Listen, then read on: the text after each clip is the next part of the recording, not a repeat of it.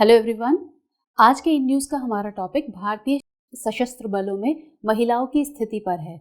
दरअसल सरकार ने हाल ही में बताया है कि इंडियन आर्म्ड फोर्सेस में जो महिलाएं हैं उनकी संख्या पिछले 6 सालों में 3 गुना बढ़ गई है। और इसी के साथ साथ सरकार ने ये भी बताया है कि उसने CMP यानी कॉर्प्स ऑफ मिलिट्री पुलिस में नॉन ऑफिसर कैडर में 1700 पोस्ट सैंक्शन की है। किसके लिए? महिलाओं के लिए ये 1700 पोस्ट जो है वो सैंक्शन की गई है। और इसी के साथ CMP महिलाओं को नॉन ऑफिसर रैंक देने वाला पहला कैडर बन गया है। CMP इंडियन आर्मी में मिलिट्री पुलिस होती है। तो ये हमारी आज की खबर थी। अब इसी के मद्देनज़र हम जानेंगे कि वर्तमान में इंडियन आर्म्ड फोर्सेस में महिलाओं की स्थिति क्या है। तो अगर हम बात करें ओवरऑल कुल संख्या की, तो at present 9118 female officers armed forces में काम कर रही हैं। अगर इनको हम तीनों फोर्सेस के हिसाब से कैटेगराइज करें कि तीनों फोर्सेस में अलग अलग हिसाब से देखें कि कितनी महिला कर्मचारी अधिकारी जो है वो काम कर रही है, तो आर्मी की बात करें, थल सेना की, तो उसमें 6807 महिला कर्मचारी हैं, जो कि अगर परसेंटेज की बात करें कुल संख्या का तो बहुत ही कम है। कितना? 0.56% है। और एयरफोर्स की बात करें तो वायुसेना में 1607 ये संख्या है। और ये अगर टोटल परसेंटेज को देखें, कुल संख्या का परसेंटेज, तो ये भी 1.08% है। और अब नेवी को देखें कि नेवी में कितनी है, तो 704 महिलाएं काम कर रही हैं। और ये कुल संख्या का कितना प्रतिशत है? सिर्फ 6.5% है। तो लेकिन ये याद रखिएगा कि ये जो हमने परसेंटेज की बात कर रहे थे, या जो कुल संख्या है महिला कर्मचारियों की, अधिकारियों की आर्म्ड फोर्सेस में, ये मेडिकल विंग के अलावा है। यानी कि जो महिलाएं मेडिकल विंग में, जो फीमेल ऑफिसर्स मेडिकल विंग में काम कर रही है, डॉक्टर्स, नर्स वगैरह किसी भी ऐसे मेडिकल प्रोफेशन में काम कर रही है, उनके अलावा ये संख्या बताई है और ये परसेंटेज बताई है। तो ये बात हुई परसेंटेज की या संख्या के हिसाब से। अब हम आते हैं अपना इंडियन एयरफोर्स पर। तो इंडियन एयरफोर्स ने 2015 में पहली बार महिलाओं को किस चीज़ में शामिल किया था? लड़ाकू स्ट्रीम में। एयरफोर्स ने लड़ाकू स्ट्रीम में महिलाओं को 2015 में पहली बार शामिल किया था। जबकि नेवी की बात करें तो नेवी ने 2016 में पहली बार महिलाओं को, जो समुद्री टोही विमान होते हैं, टोही विमान वो होते हैं जो खोज खबर लेने वाले होते हैं, सर्वेक्षण करने वाले, पता लगाने वाले, तो वो टोही विमान होते हैं। तो 2016 में नेवी ने महिलाओं को पहली बार जो समुद्री टोही विमान है उनमें पायलट के तौर पर शामिल किया था। कब? 2016 में। अगर जो सरकार ने अभी ये सब बताया है उसके हिसाब से बात करें तो पिछले कुछ सालों की बात करें तो 2020 में जो महिला कर्मचारी हैं उनकी आर्म्ड फोर्सेस में संख्या बढ़ी है। पिछले कुछ सालों में, जैसे 2014-15 में देखें तो आर्म्ड फोर्सेस में जो महिला अधिकारी हैं, महिला कर्मचारी हैं, उनकी संख्या सिर्फ 3000 के आसपास थी। तो ये महिलाओं की स्थिति है आर्म्ड फोर्सेस में वर्तमान में।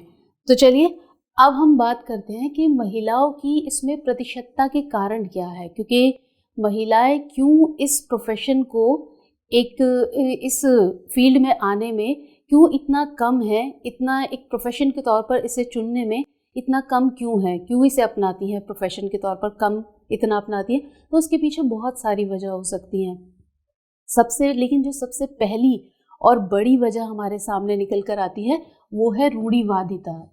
जो समाज में जिस तरीके से हमारे रूढ़िवादिता और रूढ़िवादी सोच और पितृसत्तात्मक सोच व्याप्त है, उसी के चलते ये कमी देखी जा सकती है। क्योंकि जब छोटे होते हैं तो कोई भी प्रोफेशन किसी भी बच्चे को अट्रैक्ट कर सकता है, क्योंकि तब उसे ये पता नहीं होता, ये बताया नहीं जाता है उसे समाज के द्वारा कि ये काम आपके लिए नहीं है और ये काम सिर्फ आपके लिए है। यानी कि कहने का मतलब ये है कि जब धीरे धीरे बड़े होते हैं और उसके बाद जब जेंडर के बेस पे आपके किसी काम को डिवाइड कर दिया जाता है, कैटेगराइज कर दिया जाता है कि ये काम सिर्फ आपके लिए है और ये काम आपके लिए तो है ही नहीं, आप इस काम के लिए कैपेबल नहीं है, जेंडर के बेस पे जब इसको डिवाइड कर दिया जाता है, तो वहीं ये रूढ़िवादी सोच जो है वो बहुत सामने उभर कर आती है। और इसी रूढ़िवादी सोच को पितृसत्तात्मक सोच जो है बहुत ज़्यादा पोषित करती है और ज़्यादा इसको बल देती है। किस तरीके से? जैसे मैंने अभी बात की कि कोई भी प्रोफेशन किसी को भी अट्रैक्ट कर सकता है, तो बहुत सारी लड़कियां इस प्रोफेशन को अपनाना चाहती होंगी, लेकिन जिस तरीके से उन पर जो सामाजिक और पारिवारिक बंधन लगाए जाते हैं, उनको जेंडर के हिसाब से बताया जाता है कि ये काम आपके लायक नहीं है, ये सिर्फ पुरुष ही कर सकते हैं, ये सिर्फ पुरुषों के करने का ही काम है। और इसी तरह पितृसत्तात्मक सोच जो है उसमें ये मानते हैं लोग कि महिलाएं जिस तरीके से, क्योंकि पुरुषों और महिलाओं की शारीरिक संरचना अलग अलग है, तो उसी के हिसाब से वो ये मानते हैं कि महिलाएं पुरुषों से कहीं ना कहीं कमतर हैं और वो पुरुषों के जितना सक्षम नहीं है, उनके जितना बलशाली नहीं है, तो इस वजह से इस तरह की सर्विसेज के लिए वो केपेबल नहीं है। और ये इस तरह की सर्विसेज और या इस तरह के और जो भी काम है, बहुत सारे काम ऐसे हैं जो महिलाओं को ये बता दिया जाता है कि आप इसके लिए नहीं हो, ये सिर्फ पुरुषों के करने का काम है, ये महिलाओं के लिए काम नहीं है। तो इसी सोच की वजह से महिलाओं को, जो भी लड़कियां अगर आना भी चाहती हैं, तो उनको जब धीरे धीरे बताया जाता है तो बहुत सारी लड़कियां इस प्रोफेशन को चुनने में कतराती हैं या पीछे हट जाती हैं। लेकिन तो इस वजह से इसमें आर्म्ड फोर्सेस में महिलाओं की जो परसेंटेज है वो इतनी कम है, क्योंकि जिस तरीके से मैंने बात की कि पितृसत्तात्मक सोच यही इस चीज़ को मानती है कि महिला और पुरुष समान नहीं है, तो उनकी तरह बलशाली नहीं है। हालांकि महिलाएं हर फील्ड में, आज के ज़माने में हर फील्ड में आगे बढ़कर पुरुषों के साथ कंधे से कंधा मिलाकर आगे बढ़ रही हैं और अपने आप को साबित कर रही हैं पूरी तरह कि वो किसी भी काम में पीछे नहीं है।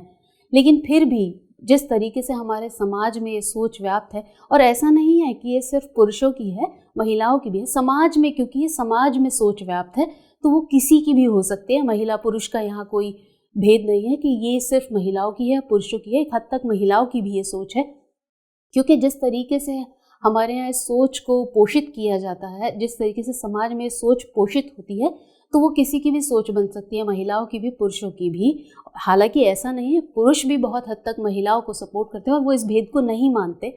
तो जैसा मैंने कहा कि ये समाज में व्याप्त एक सोच है, तो वो किसी की भी हो सकती है और कोई भी इससे परे हट सकता, कोई भी इसके अलावा सोच सकता है और इस भेद को नहीं मानता है। तो ये रूढ़िवादी और पितृसत्तात्मक जो सोच है वो एक बड़ी चुनौती समझती हूँ कि एक बड़ी चुनौती है, एक बड़ी वजह है महिलाओं के इस तरह की प्रोफेशन को अपनाने में या इस तरह के काम को अपनाने में।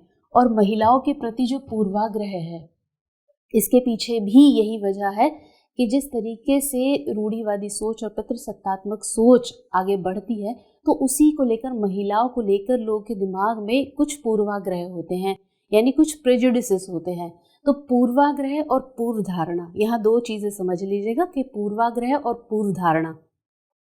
पूर्व धारणा हम किसी के बारे में जाने बिना, उसके बारे में सुनकर कई बार कुछ धारणा बना लेते हैं कि वो व्यक्ति इस प्रवृत्ति का होगा, वो व्यक्ति ऐसा होगा। लेकिन जब हम उससे मिलते हैं, हम उससे बात करते हैं, तो वो धारणा हमारी बदल जाती है। लेकिन पूर्वाग्रह में क्या होता है कि हम किसी के बारे में न सिर्फ पूर्व धारणा रखते हैं, बल्कि उसके साथ साथ उसमें एक डिसीजन बेस्ड होता है कि हम एक डिसीजन दे देते हैं कि वो व्यक्ति ये ठीक से काम कर ही नहीं सकता है। और ऐसा हम कई बार देखते हैं, मैंने भी कई बार इस चीज़ को महसूस किया, नोटिस किया है कि किस तरीके से लोग पूर्व धारणा रखते हैं। एक बार मैं मेट्रो में जा रही थी, तो मेट्रो थोड़ा रुक रुक कर चल रही थी, झटके दे रही थी, तो उसमें लोगों ने छूटते ही बोला कि क्या कोई लड़की ड्राइवर है, क्या कोई फीमेल ड्राइवर है।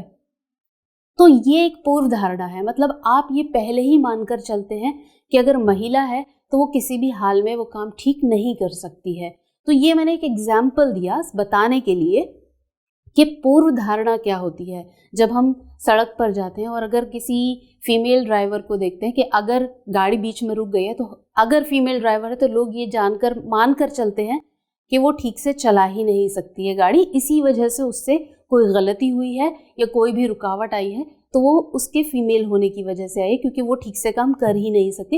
ये है पूर्व धारणा। तो ये पूर्व धारणा, इसी रूढ़िवादी सोच, इसी पितृसत्तात्मक सोच की वजह से ये पूर्व धारणा निकल कर आती। तो इसी को क्योंकि मैंने बताया कि सामाजिक और पारिवारिक बंधन ये भी इसी के चलते आते हैं, क्योंकि जब पूर्व धारणा बनी हुई है कि महिलाएं ये काम कर ही नहीं सकती हैं, तो वो सामाजिक और पारिवारिक बंधन भी महिलाओं पर ज़्यादा लागू होते हैं। क्योंकि हमारे यहाँ माना जाता है कि जैसे मैंने बताया कि समाज में जिस तरीके से ये सोच व्याप्त है कि पितृसत्तात्मक सोच है, तो पुरुषों को जिस तरीके से परिवार का मुखिया माना जाता है कि उन्हीं का फैसला सर्वोपरि होगा, तो महिलाएं अपने फैसले लेने के लिए स्वतंत्र नहीं होती हैं, बहुत सारी महिलाएं। तो अगर वो चाहे भी कि किसी प्रोफेशन को वो चुने या किसी फील्ड में वो जाना चाहती हैं, तो नहीं जा सकती हैं, क्योंकि उनको परिवार का, समाज के जो बंधन है उनको उन्हें मानना पड़ता है। तो ये सारी इस तरह की बहुत सारी चुनौतियां जो हैं महिलाओं के सामने होती हैं, और यही एक वजह है, यही बड़ी वजह है जिसकी वजह से आर्म्ड फोर्सेस में भी महिलाओं की जो परसेंटेज है वो बहुत कम है। तो इसके बाद इसमें हम सरकार ने इसके लिए क्या कदम उठाए हैं, आर्म्ड फोर्सेस को लेकर हम बात कर रहे हैं। आर्म्ड फोर्सेस में महिलाओं की जो परसेंटेज है उसको बढ़ाने के लिए सरकार ने क्या कदम उठाए हैं, तो उन पर हम बात करेंगे। लेकिन पहले आप आज का प्रश्न नोट कर लीजिए। सशस्त्र बलों को एक करियर के रूप में चुनना महिलाओं के लिए एक चुनौती है, टिप्पणी करें। यहाँ हम अभी जो परसेंटेज में कमी की बात कर रहे थे वो एक चुनौती ही है महिलाओं के सामने। तो आप ओवरऑल उसको समझते हुए इस प्रश्न का उत्तर लिखिए, उसका लिखने की प्रैक्टिस कीजिए।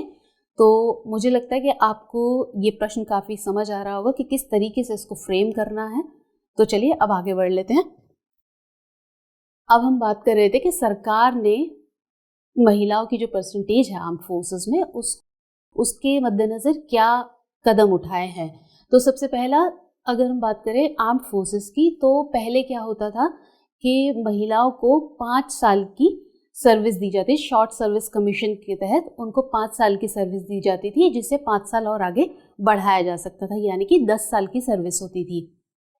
लेकिन फिर क्या हुआ कि 2006 में कुछ नीतिगत संशोधन किए गए और उसमें इस सर्विस को 10 से बढ़ाकर 14 कर दिया गया, यानी जो 5 साल सर्विस और 5 साल उसको एक्सटेंड किया था तो 10 साल, अब उसे 14 कर दिया गया। 14 कैसे? 10 साल की सर्विस और 4 साल उसको एक्सटेंड कर सकेंगी फीमेल ऑफिसर्स। लेकिन मेल ऑफिसर्स के मामले में ये अलग था। जो SSC यानी कि शॉर्ट सर्विस कमीशन के तहत जो मेल ऑफिसर्स थे वो 10 साल के बाद परमानेंट कमीशन का ऑप्शन ले सकते थे। उनके पास ये ऑप्शन था कि 10 साल के बाद वो परमानेंट कमीशन ले सकते, जबकि फीमेल ऑफिसर्स के पास ये ऑप्शन नहीं था। तो इसी को लेकर आगे लड़ाई चली आगे। तो 2008 में भी सरकार ने क्या किया, महिलाओं को कुछ आर्म्स और सर्विसेज में परमानेंट कमीशन देने के लिए नीति बनाई। तो अब उसमें हम जैसे बात कर रहे थे कि 2006 में जो ये नीतिगत संशोधन हुए थे, तो उसके बाद क्या हुआ कि फरवरी 2020 में क्योंकि ये मामला जब आगे इस तरीके का महिलाओं के लिए था कि महिला परमानेंट कमीशन को ऑप्ट नहीं कर सकती थी, उनके पास ऑप्शन नहीं था, वो सिर्फ 4 साल एक्सटेंड कर सकती थी। तो फरवरी 2020 में सुप्रीम कोर्ट ने ये डिसीजन दिया कि महिलाओं को भी परमानेंट कमीशन दिया जाए। तो 10 स्ट्रीम्स में देने की बात हुई थी कि 10 स्ट्रीम्स में। तो इसके लिए फिर बाद में सरकार ने एक स्पेशल सिलेक्शन बोर्ड का गठन किया और उसमें जो स्पेशल सिलेक्शन बोर्ड था उसमें 615 फीमेल ऑफिसर्स का चयन किया इसके परमानेंट कमीशन के लिए, और उसमें से उसने करीब 70% जो फीमेल ऑफिसर्स थी उनको ही फिट पाया। तो 70% में कितनी थी? 422 जो महिला अधिकारी थी, महिला कर्मचारी थी, उन्हें 10 स्ट्रीम्स में उनके फुल टर्म के लिए चयन किया गया। अब ये 10 स्ट्रीम्स कौन सी हैं या ये पूरा मामला क्या था, तो इसे जानने के लिए आप हमारा पहले वाला जो वीडियो है, पहले वाला इन न्यूज़, जिसमें हमने इसके बारे में पूरा डिटेल से बताया है, उसको देख सकते हैं। और उसका हमने लिंक्स डिस्क्रिप्शन बॉक्स में दे दिया है, तो इसको आप वहाँ पूरा डिटेल में जान सकते हैं कि 10 स्ट्रीम्स कौन कौन सी हैं और कैसे इसका गठन किया गया, सुप्रीम कोर्ट में किस तरीके से निर्णय दिया और क्या क्या बातें कही थी उसमें, वो आप उसको पूरा उसमें जान सकते हैं। डिस्क्रिप्शन बॉक्स में उसका लिंक है। चलिए अब देखते हैं कि ओवरऑल इसमें आगे की राह क्या हो सकती है, क्योंकि हमने देखा जो महिलाओं की आर्म्ड फोर्सेस में परसेंटेज कम है उसके सामने उनके लिए क्या चुनौतियां हैं।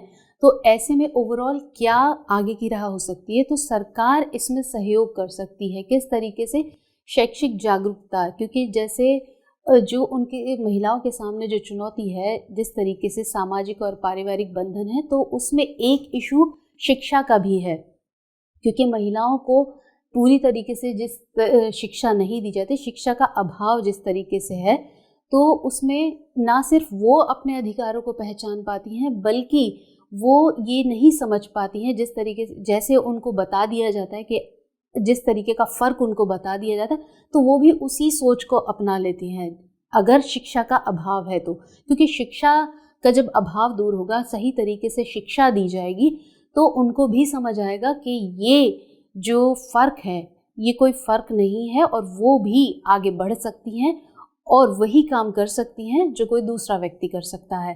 तो सही तरीके से शिक्षा के प्रति जागरूकता लाना और समाज में जो ये रूढ़िवादी सोच है इसको बदलना शिक्षा के द्वारा ही ये संभव है।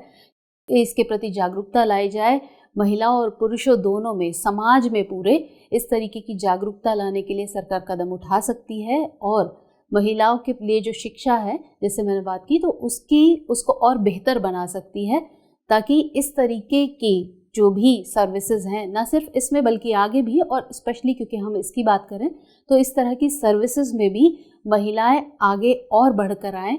जो भी इसमें आने के इच्छुक हैं वो किसी बंधन की वजह से आगे आने से ना रुकें। तो ये था हमारा आज का टॉपिक। मुलाकात होगी फिर किसी नए टॉपिक के साथ, तब तक के लिए इजाज़त दीजिए। जय हिंद।